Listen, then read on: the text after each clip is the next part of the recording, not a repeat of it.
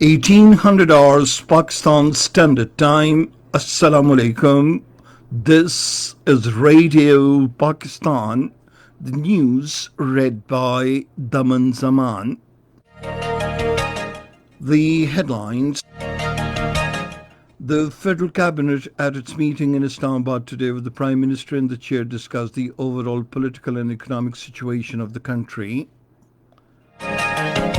The Foreign Minister says India has been continuously trying to destabilize Pakistan to divert the attention from its own internal chaos. The Foreign Office summoned a senior Indian diplomat in Islamabad today and registered strong protest over ceasefire violations along the line of control. Pakistan has called upon the United Nations High Commissioner for Human Rights to take note of the rising human rights abuses in occupied Kashmir. The Organization of Islamic Cooperation has urged the United Nations to equitably address human rights violations of the people in conflict situations, including Kashmir and Palestine. In Ethiopia, over 50 people have been killed in Oromia region in protest following the fatal shooting of a popular singer. And now the news in detail. A meeting of the Federal Cabinet was held in Islamabad today with the Prime Minister Imran Khan in the chair. The meeting discussed the overall political and economic situation of the country. The Foreign Minister Shah Mahmood Qureshi says India has been continuously trying to destabilize Pakistan to divert the attention from its own internal chaos. In a statement, he said India is interfering in the Balochistan province and at the same time is also adversely affecting peace efforts in Afghanistan. The minister said he has apprised the American special representatives about the Indian intentions. Shah Mahmood Qureshi said terrorists involved in the stock exchange attack wanted to make the people hostage, but the Pakistani security personnel successfully foiled the bid. In the meantime, talking to Pakistan's Special Envoy for Afghanistan, Mohammad Sadiq, in Islamabad today, Shah Mahmood Qureshi said India can sabotage peace of the region to divert the attention from its internal failures. He said, "We have been continuously apprising the global community about peace and security in the region." He said durable peace and stability in Afghanistan is inevitable for the development and progress of the region. Pakistan today summoned the Indian Shahzad Gaurav Ahluwalia to the Foreign Office in Islamabad and registered strong protest over ceasefire violations by the Indian occupation forces along the line of control.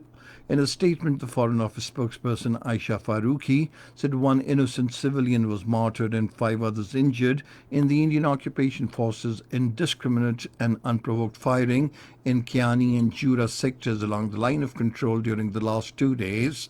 She said the Indian occupation forces along the LOC and the working boundary have been continuously targeting civilian populated areas with artillery fire, heavy caliber mortars and automatic weapons. The government has shared with the Indian High Commission in Islamabad a list of 324 Indian prisoners in Pakistan, including 270 fishermen and 54 civilian prisoners. This step is consistent with the provisions of the Consular Access Agreement between Pakistan and India, signed on the 21st of May 2008, under which both the countries are required to exchange the lists of prisoners in each other's custody twice a year, that is on 1st of January and 1st of July respectively. The Indian government also simultaneously shared the list of 362 Pakistani prisoners in India, including 265 civilian prisoners and 97 fishermen, with the High Commission for Pakistan in New Delhi.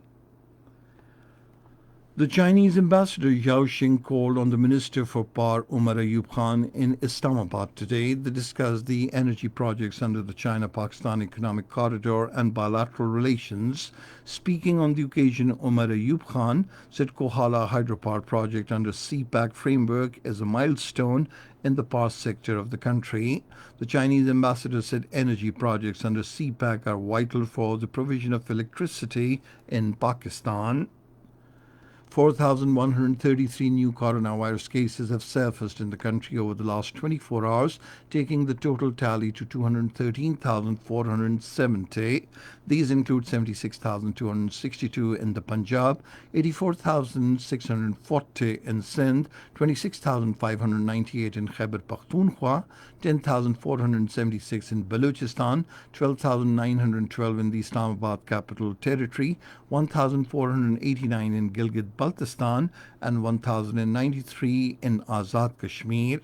The death toll from the virus stands at 4,395, with 91 deaths reported during the last 24 hours.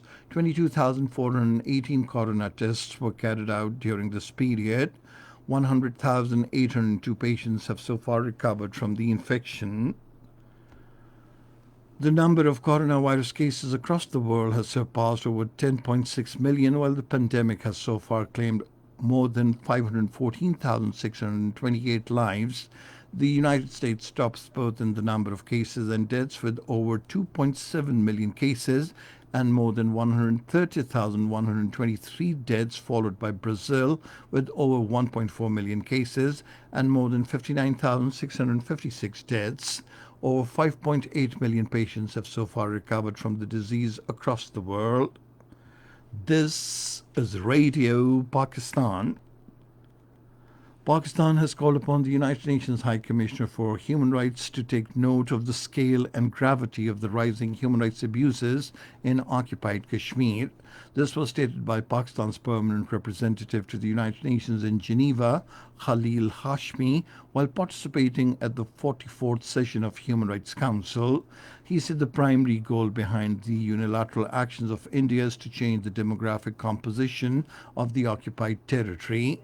The representative said the country is imposing its signature imperialistic policies by granting domicile certificates to non-residents in thousands.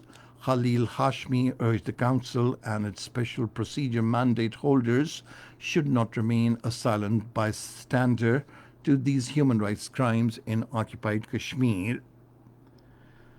The Organization of Islamic Cooperation has urged the United Nations Human Rights Council to equitably address human rights violations of the people in conflict situations that are on the United Nations and the OIC's agenda, including Kashmir and Palestine.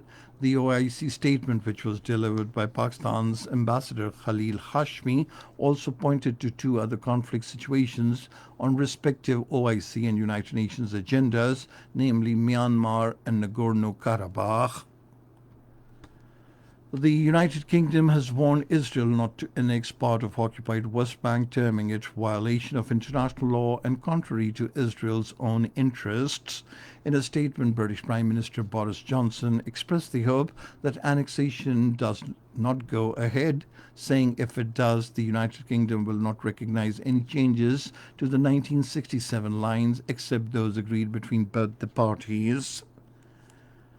A leading Chinese daily says India seems to be riding on a wave of jingoism and nationalist fever and escalating tensions. In an article published today, China Daily said India risks committing the same mistake and continues to play with fire as it did in 1962. It said India paid the price for its misadventure in men, money, and national humiliation. The Daily said New Delhi is infringing on China's sovereignty and territorial integrity. The United Nations Security Council has encouraged the Afghan government and the Taliban to work toward an early start of peace negotiations. In a press statement, the members of the Security Council welcomed the steps taken so far by the two sides to move towards the start of intra-Afghan negotiations. They also welcomed efforts of regional and international partners and organizations in advancing regional connectivity, development, and reconstruction in Afghanistan to ensure stability and economic development in that country. In Ethiopia, over 50 people have been killed in Oromia region in protest following the fatal shooting of a popular singer. A regional spokesman said musician Hakalu Hundiasas was shot dead on Monday night in what the police said was a targeted killing. And finally, the weather.